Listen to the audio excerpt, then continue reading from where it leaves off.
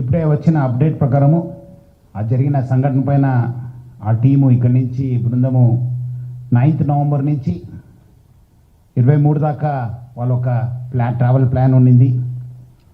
వాళ్ళు మొత్తము 54 members 9th Hyderabad నుంచి జెడ్డాకు ట్రావెల్ చేశారు.